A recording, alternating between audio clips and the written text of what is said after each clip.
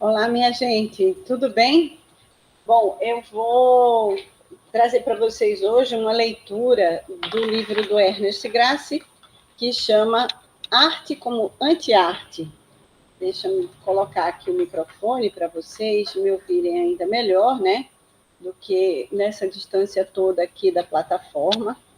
Agora acho que melhorou o som, né? E vamos ler, então, um trechinho desse livro, que é basilar para a nossa disciplina, Arte como Anti-Arte, do Ernest Gracie.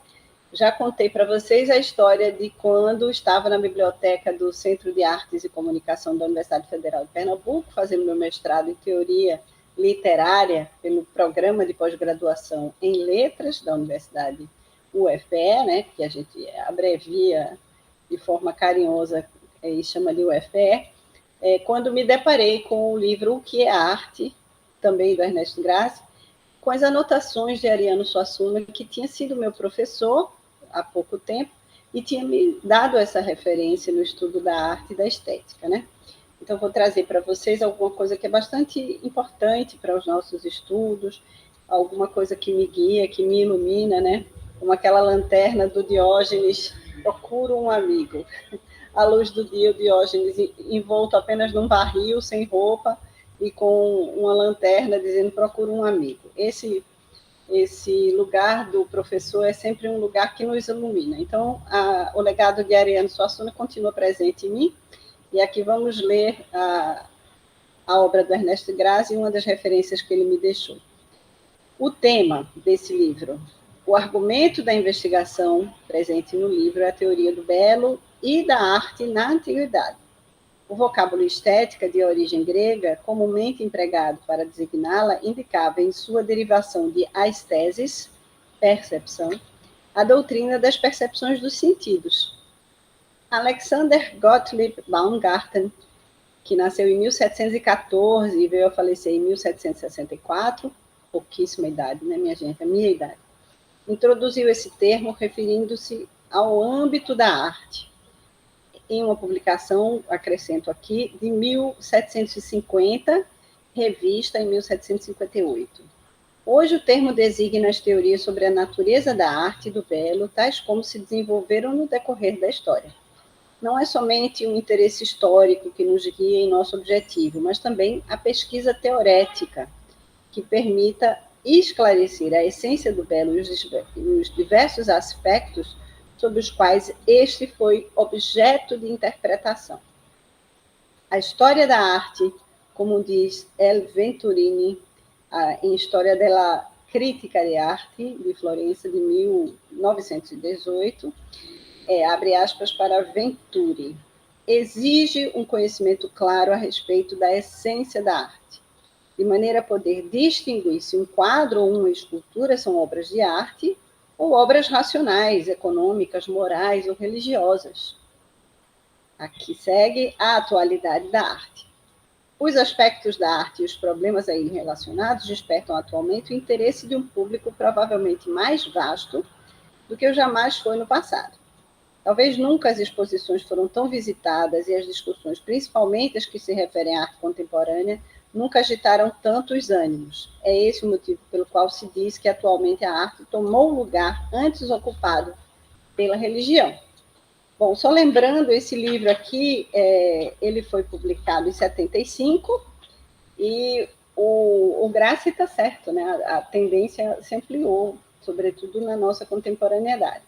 O livro tem como intertítulo, o que ele acaba de falar aqui, Arte como Anti-Arte e a Teoria do Belo no Mundo Antigo, né? A tradução é de Antonieta Scarabello, a revisão de Dora Ferreira da Silva e a editoração do livro, né, a publicação, pela Livraria dos Cidades. E essa Livraria dos Cidades, que é catalogada aqui pela Câmara Brasileira do Livro de São Paulo, né? E a publicação sendo, então, de 1975, catalogada como uma obra que se refere aos estudos de antiguidade, estética, história, filosofia, do belo, enquanto corrente filosófica, e da estética, enquanto filosofia e história antiga, certo? Então, o título em alemão, será que eu consigo dizer? Die des Entschonnen in der Antike. Verlag Dumont e Schauberg, Colônia. Capa de José Márcio Brandão, minha gente. Foi publicado em São Paulo pela livraria Duas Cidades.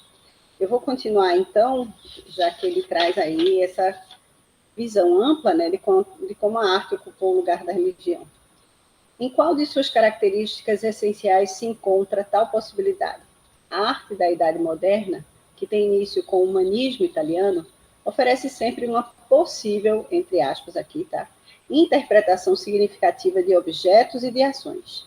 Ao artista que descobre aspectos recônditos da realidade, que sabe interpretá-los e trazê-los à luz, tirando-os da multiplicidade indiferenciada, atribui-se hoje um campo especial de ação. As visões universais do mundo, ditadas pela imposição de valores superiores e dogmas até agora vigentes, perderam sua validade, e isso não é por causa do predomínio de uma filosofia cética ou, abre aspas, existencialista, pois estas é que refletem a situação espiritual. O homem contemporâneo se sente exposto, como nunca, a uma multiplicidade de possíveis interpretações significativas, que parecem todas aceitáveis. A visão e o testemunho artístico, com seu modo de revelar o sentido das coisas, provêm de uma situação espiritual e correspondem a uma exigência atual. Significado existencial da arte como criação da realidade. Desde que toda atividade humana é criação num sentido lato, um criar a nós mesmos e ao mundo, a arte cumpre uma função imediata ao dar conscientemente forma ao real. A experiência da criação artística nos oferece modelos fundamentais e formas de representações com que captamos as impressões do mundo externo. Percebemos ordenadamente e em concatenações lógicas. A própria arte contribui substancialmente para o desenvolvimento de nosso modo de conceber e perceber, motivo pelo qual ela não pode ser considerada simples percepção do real. Assim entendida, a arte se diferencia também de uma concepção ou representação idealizada da realidade, diante da qual, num certo sentido, ela se encontraria. Nós mesmos fazemos parte da realidade que continua sendo criada em nós e para nós. A consciência humana não subsiste antes das experiências, nem sobrevive a elas, mas nasce e cresce com nossas ações e nossas intenções, e com isso plasma a realidade, né? E é também um plasma dessa realidade que deve ser determinada e dominada. Essa determinação impelente e este domínio constituem a realização de nossa existência. A arte, assim diz Carlo Argan, num livro publicado em 1951, interpretando ideias do arquiteto Gropius, da Bauhaus, né, minha gente? Abrindo aspas para ele, a arte brota da própria vida, das relações usuais e cotidianas dos homens com as coisas com as quais vivem e das quais se servem, numa evolução constante que, partindo de uma simples ferramenta, chega até o edifício e ao conjunto funcional de mais edifícios e regula a vida da comunidade, a cidade e a determinação de todos os aspectos do mundo organizado. A Bauhaus, minha gente, essa experiência incrível, né? Foi até, salvo engano, 1923, mas começa em 1919. Infelizmente, experiência artística de uma escola interrompida pelo nazismo, né? Ela foi fechada por Hitler, mas o Gropius abrigou vários professores, inclusive o Vassili Kandinsky, né? Era um desses professores, e a gente tinha também mulheres de destaque, né?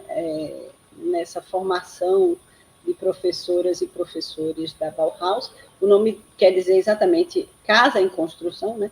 Mas que deu uma vida nova à perspectiva da arte no cotidiano das pessoas, a presença do desenho, do design, nos objetos mais corriqueiros. Houve uma grande transformação, né?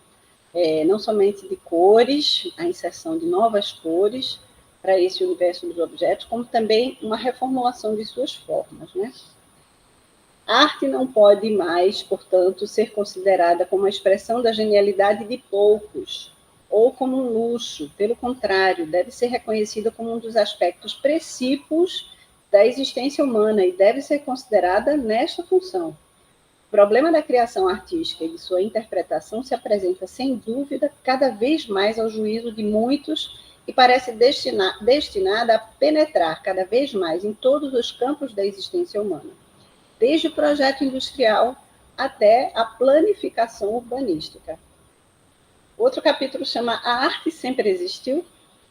Costuma-se dar resposta afirmativa à pergunta se a arte sempre existiu no sentido estético que a palavra tem hoje. Na história da arte é comum a expressão arte pré-histórica, cópias de pinturas rupestres que remontam àquela época e representam animais, homens e ações mágicas são conservadas e expostas nos museus de arte. Dever-se-ia refletir, porém, que, assim fazendo, consideram-se obras de arte e representações que nunca o foram na intenção de seus autores. Afinal, era uma maneira de ensinar a caçar, ensinar a viver. A arte era feita como uma culminância, talvez num sentido religioso, com certeza, né? Isso a gente sabe. Havia ali uma tentativa, talvez, de reconexão, né, com o divino. Quando se matava o bisão, se reproduzia a sua imagem no fundo da caverna, como se para reconectar com aquele animal que serviu, né, ao alimento da tribo.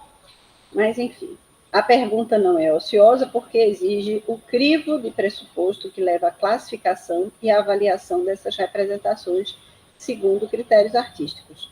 Existem mundos e civilizações em que as obras de arte, no sentido moderno da palavra, não só nunca existiram, mas nem poderiam existir. Trata-se de mundos míticos, não apenas na Idade Primordial, mas também repetidas vezes no decorrer da história, como, por exemplo, na Idade Média Cristã. As obras dessas épocas despertam hoje o máximo interesse, são objetos de frequentes e numerosas publicações e são, sem dúvida, consideradas obras de arte. Há 100 anos atrás, uma avaliação semelhante teria parecido absurda. Ninguém jamais teria imaginado que um amante da arte pudesse estar inclinado a preferir, por exemplo, as miniaturas de códigos otonianos, descobertas materialmente e redescobertas sob o ponto de vista crítico, somente no século XX, a arte de Rafael. Estes fatos nos fazem pensar na oscilação de algumas categorias, o que torna oportuno um reexame de nosso conceito usual da arte. Bom, então esse vídeo termina por aqui. Eu queria agradecer demais a visualização de vocês. Por favor, deixem a sua pergunta, seu comentário, sua análise. Vamos interagir nesse vídeo. Se gostou, deixa seu like. E se não gostou, deixa também.